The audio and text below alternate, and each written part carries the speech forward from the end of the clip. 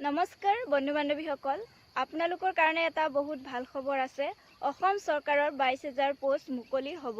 যোৱাকালি কেবিনেট বৈঠকত আমাৰ হিমন্ত ছাৰে ঘোষণা কৰিছে যে অসম চৰকাৰৰ যি 22,000 পোষ্ট মুকলি হোৱা কথা আছিলে, সেই 22,000 পোষ্ট অহা ছেপ্টেম্বৰ মাহত মুকলি হ'ব বুলি তেখেতে ঘোষণা কৰিছে। আমাৰ হিমন্ত ছাৰে কি বুলি ঘোষণা কৰিছিলে সেই মন্তব্যটো আপোনালোকে এবাৰ শুনি লওক। আৰু মোৰ চেনেলত যদি আপোনালোক নতুনকৈ আহিছে তেন্তে চেনেলটো ছাবস্ক্ৰাইব কৰি ল'ব। সাৰ্কুলবিলাক আমাৰ আছে, গতিকে বহুত বেছি পোষ্টৰ প্ৰয়োজন নহ'ব, কাৰণ আমি 22,000 পোষ্ট আৰু এপ্লিকেশ্যন অহা মাহত আমি দিমেই। গতিকে কৰ্মচাৰী এতিয়াতো অভাৱ নাই। আমাৰতো মানুহ চকী পাৰি বহিবৰ কাৰণে জেগা নাই এতিয়া অফিচবিলাকত।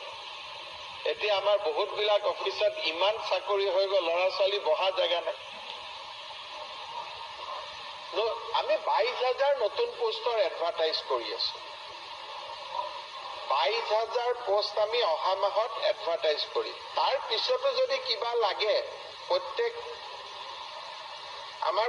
মই আগতে কৈয়ে থৈছো যে প্ৰত্যেক বছৰত 20-30,000 পোষ্ট আমি চাকৰি দি থাকিম বুলি অলৰেডি মই ঘোষণা কৰি থোৱাই আছে। কিছুমান নতুন ডিভিজন খুলিব লাগিব, তাতে পোষ্ট লাগিব। কিছুমান চাৰ্কুল খুলিব লাগিব, পোষ্ট লাগিব। আগতে SCS-ত 400 ল'ৰা সোমাইছিল, এতিয়া 800 ল'ৰা সোমাব লাগিব, কাৰণ ল'ৰাৰ প্ৰয়োজন বেছি হ'ব। গতিকে মেন পাৱাৰ বাঢ়িব, কিন্তু সিমান হিচাপলৈকে আমি যোৱা নাই।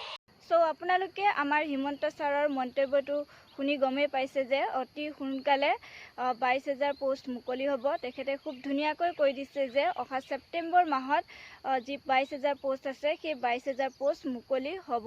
হয়তো ছেপ্টেম্বৰৰ ফাৰ্ষ্ট উইকৰ পৰাই আপোনালোকৰ যি 22,000 পোষ্ট আছে সেই 22,000 পোষ্টৰ নটিফিকেশ্যন অহা ষ্টাৰ্ট হৈ যাব।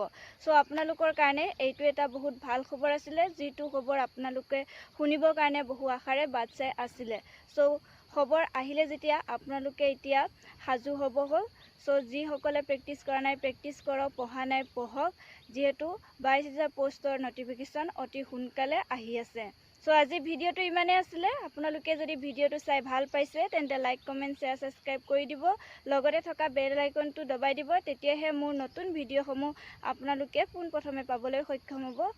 আজি ভিডিঅ'টোৰ পৰা এনেদৰে বিদায় লৈছোঁ।